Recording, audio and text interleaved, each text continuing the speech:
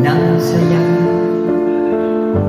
mga tawanan at yakap ng pamilya. Ngunit ang tukso'y kumatok sa pintuan, at ako ay nahulog sa maling kasalanan. Iniwan ko ang kahanap ay ganda para sa init ng bisig.